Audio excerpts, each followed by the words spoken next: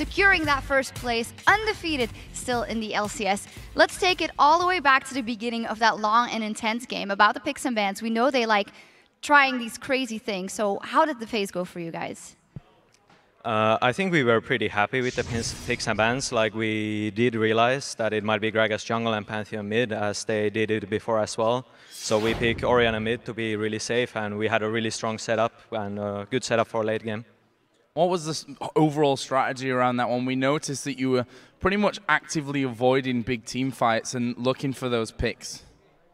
I think that's kind of the style we play. Like, we don't group unless we know we are going to win for sure, and just try to pick for kills, especially since we had Lee Sin. So in mid-game that worked really well for us, but after some throws it was a bit harder.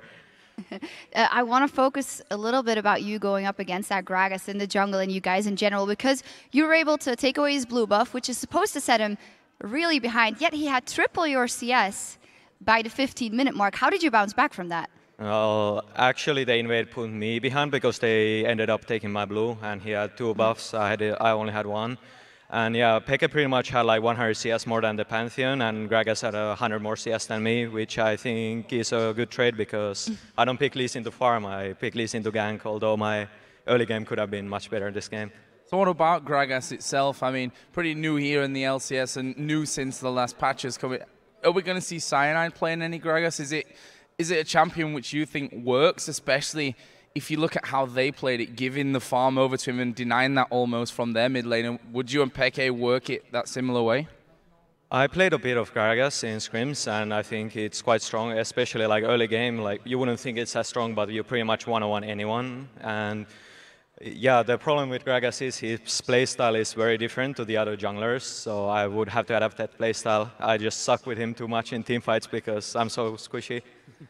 You mentioned team fights, which was, of course, the central element, we think, in this game, and it was incredibly back and forth. How do you judge your guys' performance overall on that? Did you make the right decisions, because it wasn't all a clear-cut victory? Pretty much after we sneaked the Baron, the game should have been ours, but after that I think Suas got caught in mid, and then we tried to fight them 4v5 and we lost. And at one point we killed some of them, and we tried to 3v1 Pantheon at the top inhibitor, and he got the last spear in on Reckless, and yeah, after that they got Baron as well, so we definitely made a lot of mistakes this game. Normally we would have finished much earlier. So what was the tipping point then for that? You said, you know, we won these fights where we thought we got it, then we ended up losing and making a bad couple of calls. What was the tipping point that finally gave you that game? When was it? That game was so confusing that I don't even really remember. I think we got the Baron at one point. We killed Pantheon top, and we got Baron, and then we just kind of snowballed over them since our setup was really strong. Yeah, you guys close it out in the end. Incredible game. What does this tell you? If this was such a close game for first place, what does it tell you going further in the LCS about ROCCAT? Or? I think they're really good, and yeah, they're going to be really tough to play 3 more games in the LCS. Maybe we're not going to be able to beat them 3 more times if we play like this.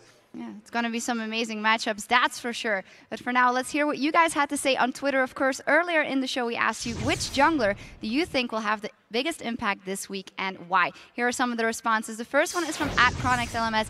Diamond will have the biggest impact. He pulled out Shen, Zed last week, and I'm so excited if he picks more uncommon junglers. Joe?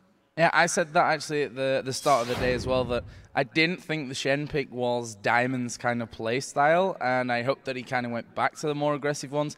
I noticed in the video earlier that we did about junglers that he mentioned fiddlesticks as well, so maybe we'll see something a little bit different coming out from Diamond. I hope so. The second one is from @LeviBrink. Jungler to watch is definitely Jankos. He is on a roll, on a barrel roll even. Almost impeccable timing in ganks, but biggest plus is map awareness. And you, of course, just played against him. Yeah, he definitely played like a lot of different heroes during the LCS, which is impressive. Like, he can farm a lot or he can gank a lot, and I think his decision making is really good, but he did the best when he played, I think, Lee Sin and Eve. He had a really good early game and stuff. Then the final tweet, of course we wouldn't let you out of the answer, Cyanide. It's from @Jaffel8. Cyanide, he always seems to make it count during high pressure situations. So I think he did pretty well in this high pressure situation.